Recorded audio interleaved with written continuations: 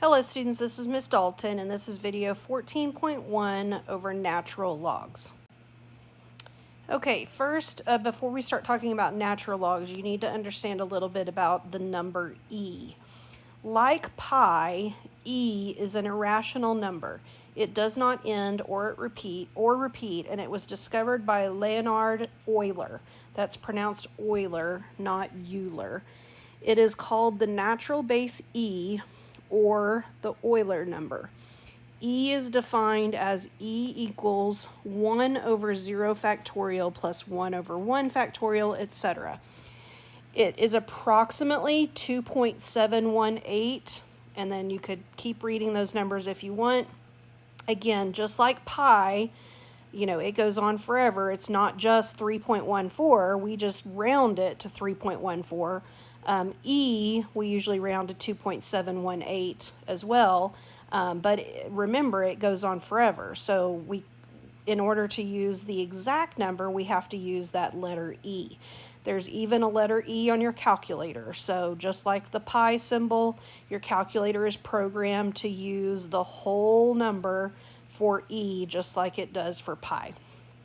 The natural base E is used in many business and scientific formulas. Okay, so we're going to talk about natural logarithms. Natural logarithm uses E as the base, and it is called the natural log. So you can see it like this, log base E of x, but to shorten it, we use ln x to stand for the natural log.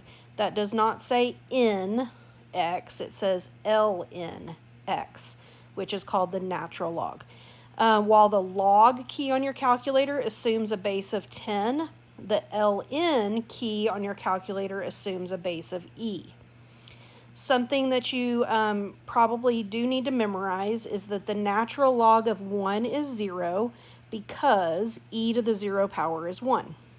The natural log of e is 1 because e to the first power is equal to e. The natural log of e to the x is equal to x because e to the x is equal to e to the x. Again, anytime you see that ln, and I will usually use the cursive L just so that we're not confusing that that's an I. ln, anytime you see ln, you assume that it has a base of e. Okay, so if we're looking at that ln of 1, what does that equal? Well, if we convert it to exponential, that would be e to the x, and that equals 1. Well, what e to what power gives you 1? X would have to be 0. And so that's where this is coming from right here. One of the ways that we use e is in the continuously compounded formula.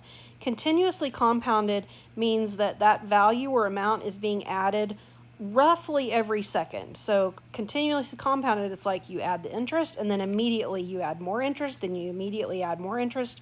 And so in order to find out what that's worth, we use this formula. It's the continuously compounded interest or growth formula.